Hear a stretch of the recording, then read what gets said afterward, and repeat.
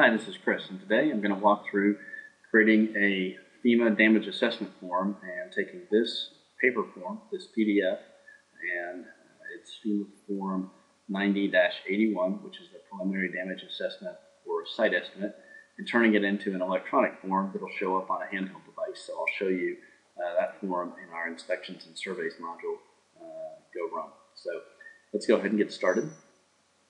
So let's take this form, and I've logged on to our website. So this is running over a internet connection, and this is our tool for authoring and editing surveys. I've created a survey for this already so that you can see what it looks like and kind of expedite this process. So I've done a new FEMA form.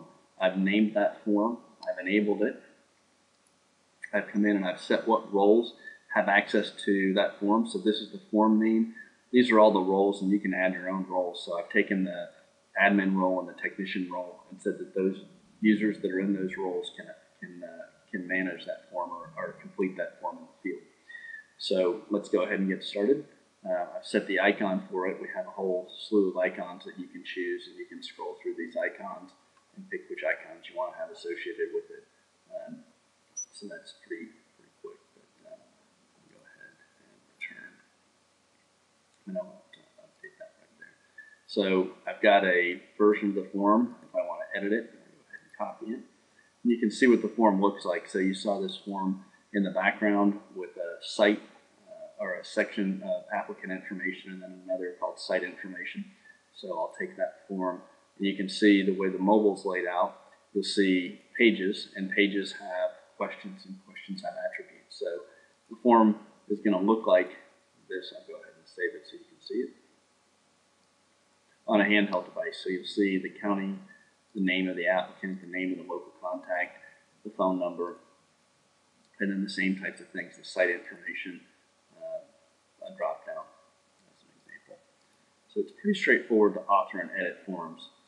You can see what that form looks like, and if you want to reorder questions or add questions, then you can do that. So one thing that we didn't add on here, we will timestamp things automatically in the background when a form is started and completed, but if there was another question that they wanted to ask, so for instance I didn't have a date on there, I can go ahead and add a date field in here and say date request. Then if there's some validation that I can put in, so I can say that the response is required. I can say it defaults to an initial value, which is now or the current date. I can validate that the field is entered, that there's a minimum and a maximum that was entered for it. If it's numeric, then it'll show a minimum and maximum numeric value. As an example, I can prevent somebody from entering data where I can just warn them that it's out of range. So I'll go ahead and save that, and you can see the date of the request. If I want to reorder the date and maybe put the date at the very beginning, then I'll just drag and drop that up, and I can save it and see what this looks like. So this is what it would look like on the handheld. You saw before county was first, and then you see date of request. So I've edited that form. There was one thing I wanted to do, so now I've saved it. When I'm ready to push that version of the form out, I'll just hit publish, and that'll take the version that I've made that has the updates, and that'll push it out to the handheld. So to show you what that looks like on the handheld, close a couple of these windows. I'll go ahead and force a synchronization, so I'll say go ahead and do a light synchronization. Synchronization will happen in the background, and it can be set on a schedule from a excuse me, from a demo standpoint. I always go ahead and do it manually just to force it so that you can see the process happening a little bit quicker. So it's running the synchronization. Synchronization works over a cellular network or over a Wi-Fi network or in what's called batch mode. So you can go out of network coverage, work all day, come back, put it in a cradle, and that cradle is connected to the internet, and you'll get that any updates that are made. So synchronization is complete. I'll just click done. So this is my handheld device, the screen that I'm showing you. I can tap and hold on the inspections icon, and that'll show two tabs. The first tab is anything that I'm currently working on or that's dispatched for me. And then I can start a new one. This is basically like my electronic catalog of forms that are available. So I'll go ahead and scroll down to this FEMA 90-81, the preliminary damage assessment. If I want to start it, I can tap and hold. Double tap, sorry. And that'll launch the form. The first time it launches, it has to assemble the form for you. The second and subsequent time, it's pretty quick. So you'll see what it looks like on the handheld device. I can set the date. I've obviously got a date and time picker here. So it's a tap and hold. So let's say the date of the request is the 16th. I'll set that. The county, and I'll go ahead and fill these in. It's Fulton County.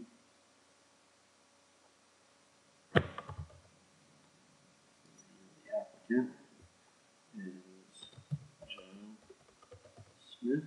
Maybe the local contact. This is just filling out the information.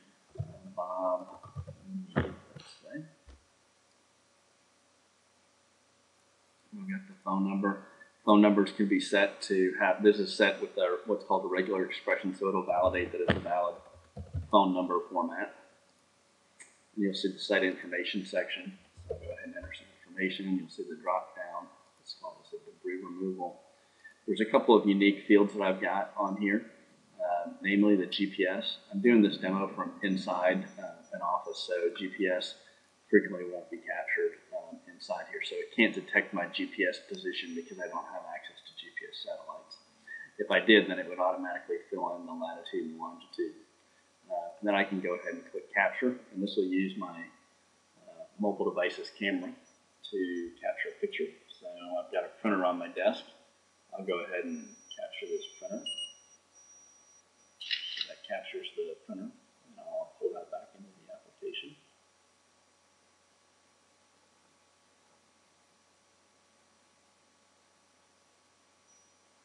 So now you can see that printer picture that I took.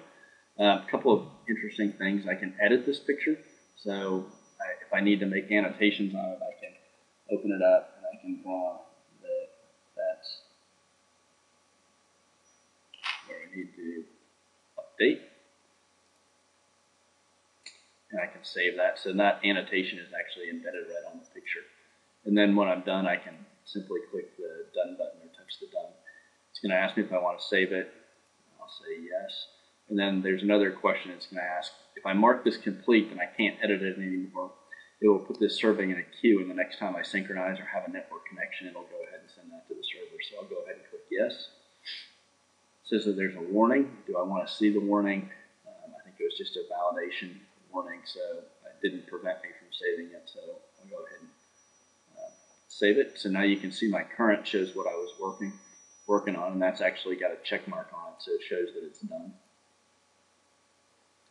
So now I can come back and I can again do a light manual sync. This will just force the synchronization to happen so that it happens quicker. While that's happening in the background, I'll go back and look at my survey results. So you can see that survey that I just completed. It shows that I started it at 4:24. I completed it at 4:26. That was actually timestamped in the background, so I can go ahead and double click on that. This is all web-based, so I can see who completed it. It was completed by Joe Tech at the date and time, and I can view the results. So if I want to see what was filled out in the survey form, then I can see what it looks like in a small, this is exactly how it would have been filled out there. So you saw the information I filled out, site number, the debris removal, all the way down to the picture. So you see the picture right in there. I have full access to view the results in a report and save it as a PDF and email that. So I can take this and generate a report from it. If I wanted to have it in a form that looked exactly like the FEMA form, then I can do that as well. So while that's coming up, I'll show you a couple of other interesting things that we can do. We can take that,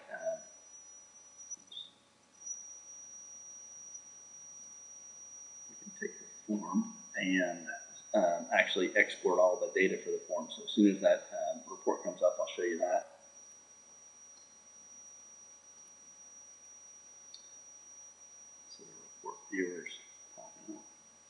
first time you launch the report viewer, it has to spin it up, so it can take a couple minutes. So I have full access, and you'll basically see all the survey information filled in up here. We can fill this in an exact format and save it as a PDF.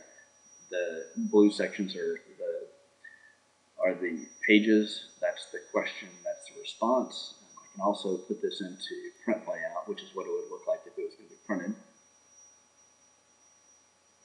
And I can save that. So you see the full report, and then I can actually save it as a PDF if you want and export it. So that's pretty quick and easy to do, and it makes it very straightforward overall. So if I click that, I can save it as a PDF, a web archive, which is basically an HTML file, and email that to somebody. I can also come back and look at that survey template, the same one that I had, and I can export all of the data so you can see the versions of the survey and how many are completed. So the one that I just did, you can see the values there. Everything's available, including the picture. So if you click on there, you can actually see the picture. If I scroll over, I can copy it to the clipboard, and I can export that to Excel.